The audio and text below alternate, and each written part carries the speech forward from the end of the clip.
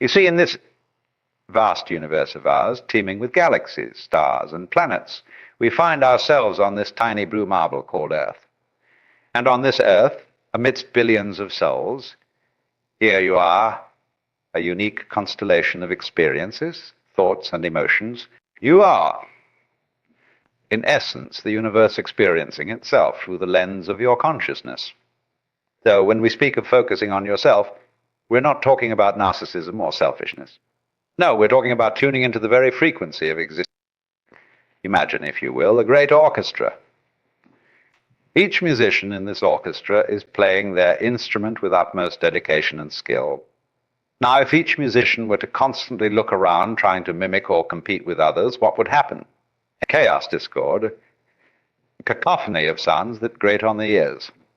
But when each musician focuses on their own part, playing it to perfection, something magical happens. The individual notes blend into a symphony of breathtaking beauty. You, my friends, are both the musician and the instrument in the grand orchestra of life. Your task is not to play someone else's tune, but to find your own unique melody and play it with all your heart and soul. But here's the rub, and it's a delicious one. The more you focus on yourself, truly and deeply, the more you realize that there is no self separate from everything else.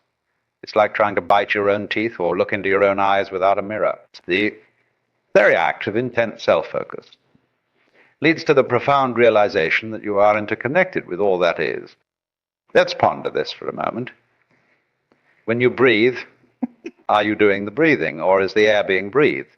When you think, are you creating the thoughts, or are thoughts arising in you like clouds in the sky? When you feel joy, sorrow, are you manufacturing these emotions, or are you experiencing the ebb and flow of the cosmic tide?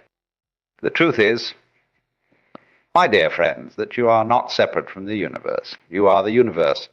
The boundary between you and not you is an illusion, a convenient fiction that allows us to navigate this physical plane. But at the deepest level, you are as much a part of the cosmos as the stars and the sea. So, when we say focus on yourself, what we're really saying is tune into the cosmic broadcast. It's like adjusting the dial on a radio to find the clearest signal. And that signal, that crystal clear frequency, is your authentic self. Not the self that society tells you to be, not the self that you think others want you to be, but the self that you truly are at your core. Now, you might be wondering, but Alan, if we're all one with the universe, why should we focus on ourselves at all? Why not focus on others? Here's where it gets interesting. You see, you are the only access point you have to the universe. You can't experience the world through someone else's consciousness. You can empathize, yes, but you can never truly be another person. Your experience, your consciousness is your unique window into the cosmos. It's like having a house with many windows. You can look out of any window and see different views, but you can't leave the house to look in from the outside. Your consciousness is that house and your senses are the windows. By focusing on yourself, you're not ignoring the view. You're learning to look through each window with clarity and appreciation. Let's take this a step further. Have you ever noticed how, when you're truly at peace with yourself, truly in tune with your own being, you naturally become more compassionate and understanding towards others? It's not because you're trying to be a good person or following some moral code. It's because you recognize yourself in others. You see that their struggles, their joys, their fears are not so different from your own. This, my friends, is the beautiful paradox of self-focus. The more you delve into your own nature, the more you realize your connection to all things. It's like diving into a pool. At first, you're acutely aware of the water around you, the boundary between your body and the liquid. But as you go deeper, as you relax into the experience, you start to feel one with the water. Your movements and the water's movements become indistinguishable. So, focusing on yourself is not about building a wall between you and the world. It's about diving so deep into your own nature that the illusory walls dissolve altogether. It's about tuning your instrument so perfectly that you resonate with the entire orchestra of existence. Now, I can almost hear some of you thinking, This all sounds well and good, Alan, but how do we actually do this? How do we focus on ourselves in a world that constantly demands our attention, our energy, our very essence? Excellent question. And the answer, like all profound truths, is both simple and endlessly complex. The first step, paradoxically, is to stop trying so hard. We live in a world that glorifies effort, that equates struggle with virtue. But have you ever noticed that your greatest insights, your moments of pure joy, often come when you're not trying at all? They come in the shower, on a leisurely walk, in that moment just before sleep claims you. This is because when you stop trying to grasp at life, life has a way of revealing itself to you. It's like trying to see a dim star in the night sky. If you look directly at it, it vanishes. But if you look slightly to the side, it suddenly becomes visible. Self-discovery works in much the same way. The harder you try to find yourself, the more elusive that self becomes. Instead, cultivate a sense of curious awareness. Become an observer of your own life. Watch your thoughts arise and pass away without judgment. Notice the sensations in your body, the emotions that ebb and flow like tides. Don't try to change them or control them. Simply observe. This practice of self-observation is what many traditions call meditation. But don't let that word intimidate you. Meditation isn't about emptying your mind or achieving some blissful state. It's simply about being present with what is moment by moment. It's about tuning into the ever-present broadcast of your own existence. As you practice this self-observation, you'll start to notice something fascinating. You'll begin to see the patterns in your thoughts and behaviors. You'll notice how certain situations trigger certain reactions. You'll become aware of the stories you tell yourself about who you are and what you're capable of. And here's the magical part. Once you become aware of these patterns, they begin to lose their power over you. It's like shining a light on a shadow. The shadow doesn't disappear, but it no longer seems so dark and frightening. You start to see that you are not your thoughts, not your emotions, not your past experiences. You are the awareness in which all these things arise. This realization is profoundly liberating. It means that you're not bound by your past, by your habits, by society's expectations. You are free to choose in each moment how you want to be. You are free to play your unique note in the cosmic symphony. But remember, this freedom comes with a responsibility. As you become more aware of your true nature, you also become more aware of your impact on the world around you. You start to see how your actions ripple out, affecting others in ways you might never have imagined. This is where the focus on self begins to naturally expand, to include others. Not because you're trying to be altruistic, but because you realize at a deep level that there is no separation between you and others. Hurting another becomes as unthinkable as hurting yourself because you recognize that other as another expression of the same consciousness that you are. Now I can hear some of you protesting, but Alan, this all sounds very passive. Are you saying we shouldn't have goals, shouldn't try to improve ourselves in the world? Not at all, my friends. Action is an integral part of existence. The universe is in constant motion, constant creation. But there's a world of difference between action that arises from a place of inner clarity and action that's driven by fear, insecurity, or the need to prove oneself. When you're focused on yourself, in the way we're discussing, your actions become more like the growth of a tree than the construction of a building. A tree doesn't strain to grow. It doesn't set goals or berate itself for not growing fast enough. It simply reaches towards the light, extends its roots into the soil, and allows the process of growth to unfold naturally. In the same way, as you become more attuned to your true nature, you'll find that the right actions arise spontaneously. You'll be drawn towards experiences and opportunities that allow you to express your unique gifts. You'll naturally move away from situations that don't serve your highest good. This doesn't mean life becomes effortless. The tree still has to weather storms, endure droughts, and compete for sunlight. But its growth is organic, in harmony with its nature and its environment. Your life can unfold in the same way, not through forced effort, but through aligned action. Let's take a moment to address a common misconception about focusing on oneself. Many people equate self-focus with selfishness or narcissism. They worry that by turning their attention inward, they'll become self-absorbed and disconnected from others. But this couldn't be further from the truth. True self-focus, the kind we're talking about here, is not about inflating the ego. It's about seeing through the illusion of the separate self altogether.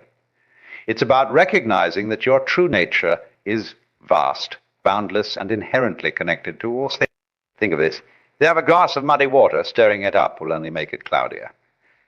But if you let it sit still, the mud gradually settles to the bottom, and the water becomes clear. Your mind is like this water.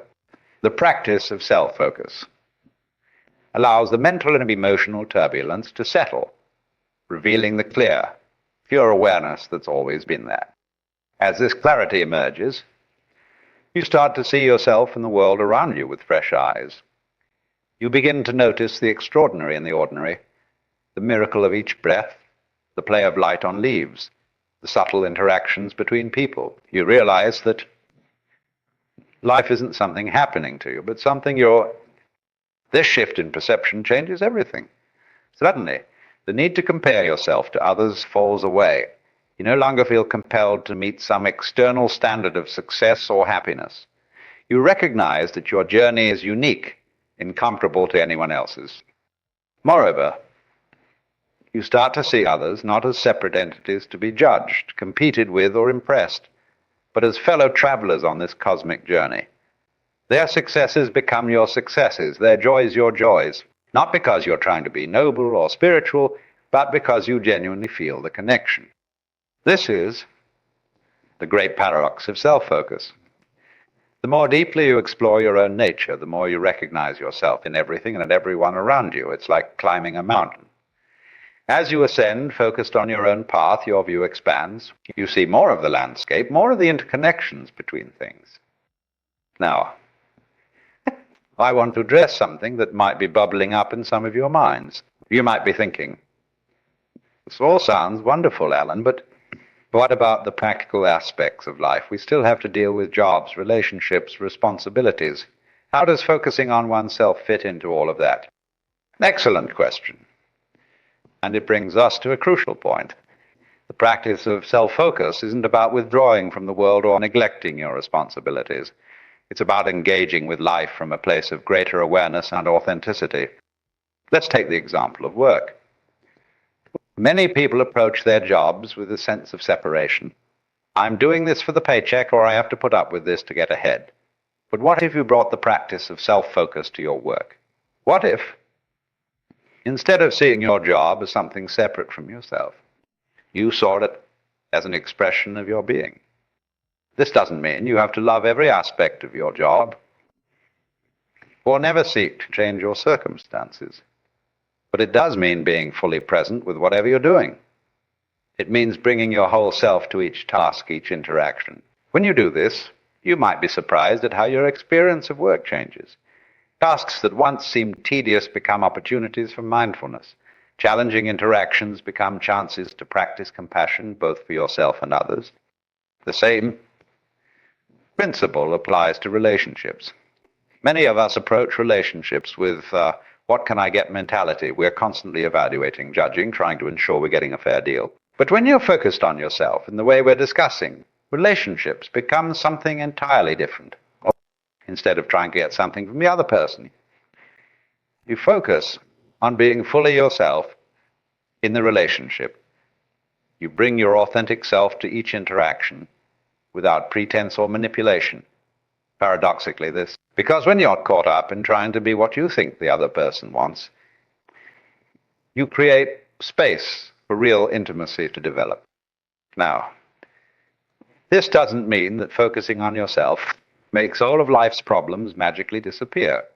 You'll still face challenges, still experience ups and downs, but your relationship to these experiences changes. Instead of being tossed about by the waves of circumstance, you become like the deep ocean, affected by the surface storms, certainly, but maintaining a profound stillness in your depths.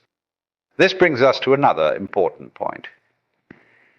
Focusing on yourself doesn't mean you become impervious to pain or negative emotions. In fact, you might find that you feel things more intensely. But you also develop the capacity to be with these feelings without being overwhelmed by them. Think of it like weather patterns in the sky of your consciousness.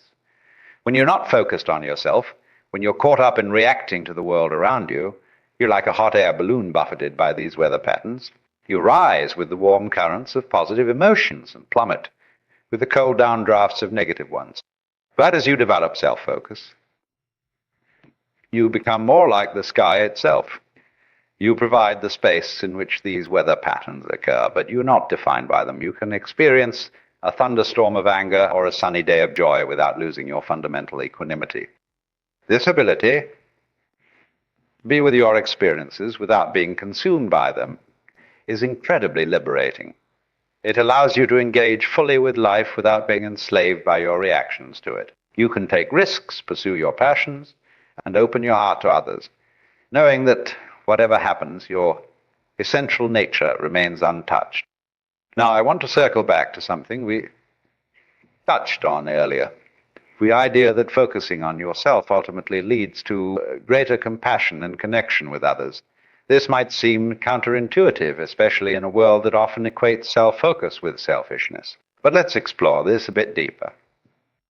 When you're not focused on yourself, when you're constantly looking outward for validation or direction, you're operating from a place of lack. You feel incomplete. So you're always trying to fill that void with external things, approval, achievements, possessions. This state of lack often manifests as competition, jealousy, or indifference towards others. But as you turn your attention inward, as you begin to recognize your inherent completeness, something remarkable happens. You no longer need anything from others. You can appreciate them for who they are, not for what they can give you. Your interactions become less about getting and more about giving, not in a martyred, self-sacrificing way, but as a natural overflow of your own fullness. This shift is palpable. People can sense when you're approaching them from a place of wholeness rather than need. They relax in your presence. They feel seen and accepted. And often they begin to recognize their own wholeness reflected in your eyes. This, now focusing on yourself, can become a profound gift to the world. By doing the inner work of self-discovery, by peeling away the layers of conditioning and false identity, you give others permission to do the same. You become a walking invitation to authenticity. But there's the beautiful thing. You're not doing this for others. You're not trying to be a good person or a spiritual exemplar. You're simply being true to your own nature, and everything else flows from that. This brings us to an important distinction. The kind of self-focus we're talking about is fundamentally different from self-improvement as it's commonly understood. Many self-help approaches start from the premise that you're somehow incomplete or broken and need to be fixed. They offer techniques and strategies to make you better, more successful, more lovable. But the self-focus we're exploring starts from the recognition of your fundamental completeness. It's not about adding anything to yourself or achieving some future state of perfection. It's about removing the obstacles to the recognition of who you already are. Think of it like this. You're like a radio that's always broadcasting your unique frequency. But over time, this radio accumulates dust and grime. It gets knocked out of alignment. The self-focus we're talking about is the process of cleaning and tuning this radio so that your true signal can come through clearly. This process isn't always comfortable. As you turn your attention inward, you'll likely encounter aspects of yourself that you've been avoiding or denying. You'll come face to face with your fears, your insecurities, your unhealed wounds. But remember, these aren't you. They're just accumulated dust on the radio. By shining the light of awareness on them, you begin to dissolve them. And as these obstructions clear, something miraculous happens. You start to recognize that the peace, love, and fulfillment you've been seeking have been within you all along. They're not something to be achieved, but something to be uncovered. This recognition changes everything. Suddenly, life becomes less of a struggle and more of an adventure. You're no longer driven by the need to prove yourself or accumulate experiences. Instead, you're free to engage with life from a place of curiosity and joy. Now I can almost hear some of you thinking, but Alan, if we're already complete, if everything we need is already within us, why do anything at all? Why not just sit in meditation all day? But that would be missing the point entirely. You see, recognizing your inherent completeness doesn't mean you stop engaging with the world. Quite the opposite. It frees you to engage more fully, more authentically, because you're no longer driven by lack or fear. You can throw yourself wholeheartedly into life. Think of it like this. Our river doesn't flow because it's trying to get somewhere. It flows because that's its nature. In the same way, when you're in touch with your true self, action arises naturally. You create, you explore, you connect, not because you need to, but because it's a joyful expression of who you are.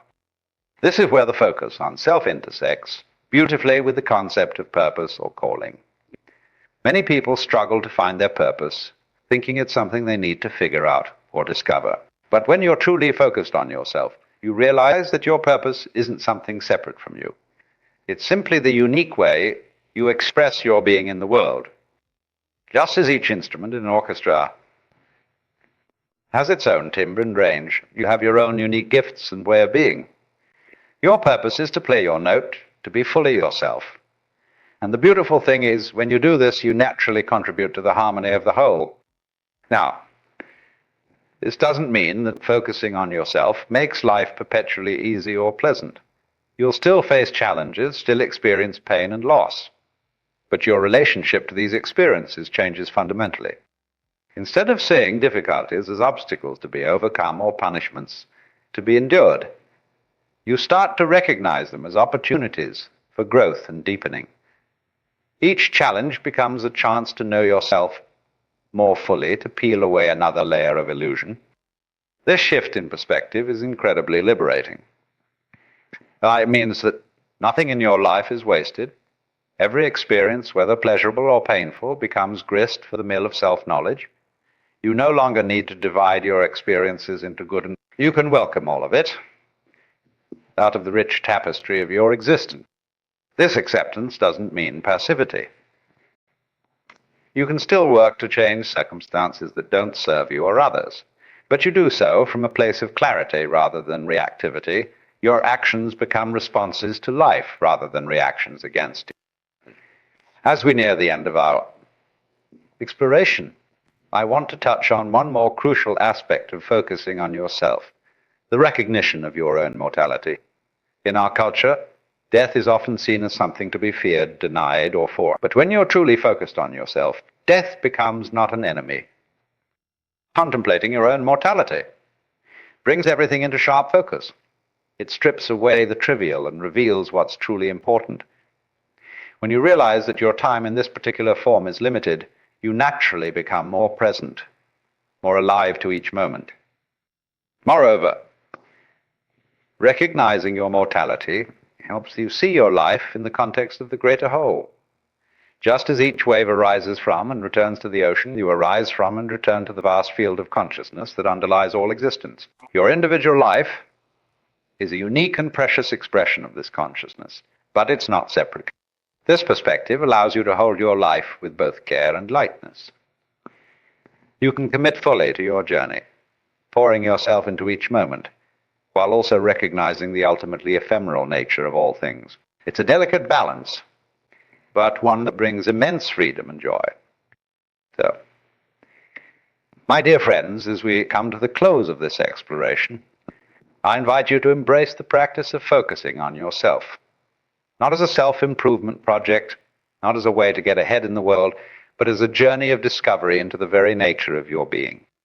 Remember, you are not separate from the universe. You are the universe experiencing itself through the unique lens of your consciousness. By focusing on yourself, by diving deep into your own nature, you're tuning into the broadcast of existence itself. This journey of self-focus is not always easy. It requires courage to look honestly at yourself, to question your assumptions, to sit with uncomfortable truths. But it is infinitely rewarding. For as you come to know yourself more deeply, you also come to know the world more intimately. You'll find that the more you focus on yourself in this way, the more naturally compassionate, and connected you become, not because you're trying to be a good person, but because you recognize at a fundamental level that there is no everyone, and everything you encounter is another expression of the same consciousness. So go forth, my friends. Dive deep into the ocean of your own being. Explore the vast landscapes of your consciousness. Tune the instrument of yourself so that it resonates perfectly with the cosmic symphony. And remember, this journey never ends. Each moment offers a new opportunity to know yourself more deeply, to express your true nature more fully. Embrace it all, the joys and sorrows, the triumphs and challenges. For in the end, it's all the dance of existence expressing itself through the miracle of your life. Thank you for joining me on this exploration. May your journey of self-focus bring you ever deeper into the wonder and mystery of existence. And may you play your unique note in the cosmic symphony with all the fullness and beauty that is your birthright. The universe is not only stranger than we think, it is stranger than we can think. And you, my friends, are that universe. Know thyself, and you shall know all. Peace be with you.